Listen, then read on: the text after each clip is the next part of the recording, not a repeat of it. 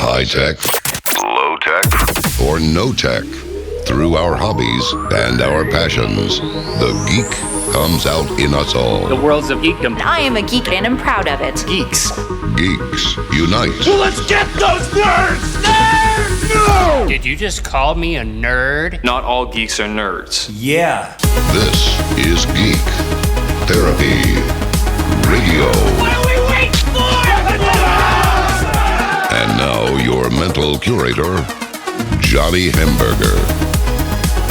It is a somber day for comic book fans the world over. The profoundly influential and revered Stan Lee has passed away at the age of 95, leaving behind an entire universe of his creation to we, the very grateful heirs of his wonder and imagination.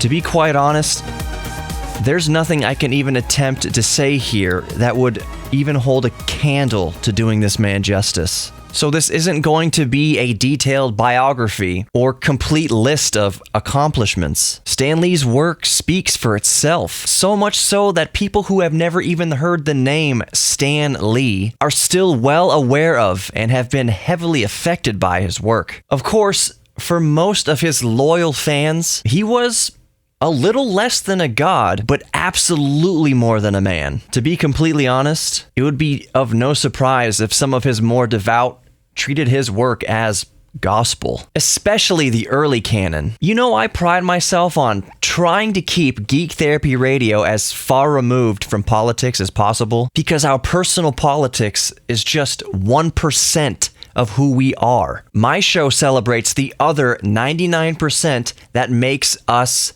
us, and all the overlap therein that we have in common. But outside of politics, at least among the diehard, it is no surprise that heated arguments have and continue to arise with something as sacred as the original Gospel of Spider-Man. Even slight alteration or modernization to the original story can be met with sharp criticism and debate, but despite where you personally land in those debates, we can all agree on one beautiful thing: that Stan Lee created a universe worthy of such passion and devotion. Often in our most difficult times, it's an understatement to say that droves of us turn to the universe Lee created for respite. And as passionate as we get arguing the details of this or that, who can and can't use Thor's hammer, and under what special circumstances, who would win in a fight between so-and-so, the meaning and nuance behind a character's origin and history. At the end of the day,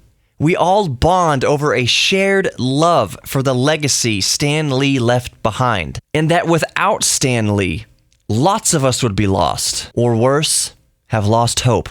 It is no argument that Lee gave us heroes to look up to, but profoundly not because of their superhuman powers, but precisely because of their very human struggles. Spider-Man's grief of losing a loved one could not be soothed by superhuman abilities, but only by addressing a broken heart, by being broken, by being human. And it is that way, and that way only, that Stan Lee gave millions of readers hope in their own lives. Our heroes hurt the same as we do. So for the reader who sat alone on the bus, or with the flashlight under the safety of bedsheets in a broken home, or shaking dust from the pages after being pushed in the dirt, they could enter a universe where they weren't alone. And in an even more beautiful way, began to share the love of these characters over a common bond with another human being in the real world.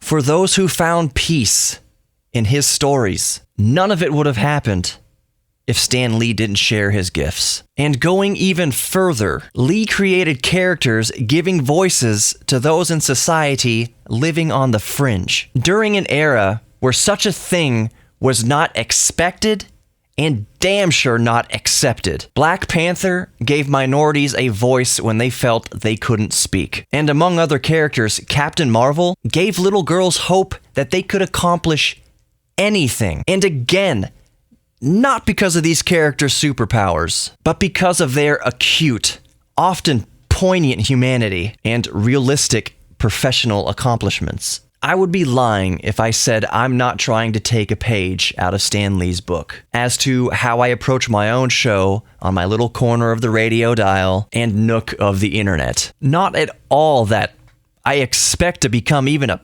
pimple on the face of the empire that Stan Lee built, but that no matter the size of my reach, that I offer something more real each week than just about an hour of something to listen to or watch or read. That people come to geek out, learn, and have some fun, but stay for the hope and humanity that I try to offer. That's why my show's motto is, we're all geeks about something. Because we are.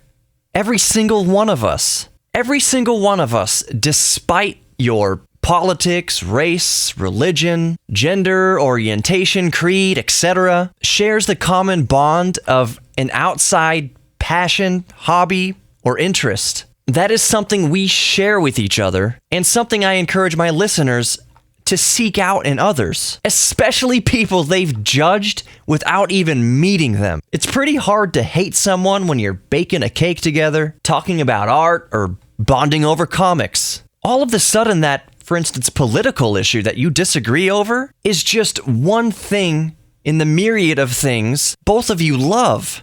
You know, I had Wikipedia open along with a bunch of other articles about Stan Lee, but in the end, I don't think that would be the best way to honor the man. A bunch of facts and figures is readily available, but you never hear about sales figures or movie deals or an exhaustive list of his accomplishments at his eulogy. Instead, you'd celebrate the man and his meaningful mark on the world. A man like Stan Lee doesn't go through life planning to be buried with his treasure, but to leave this world treasured.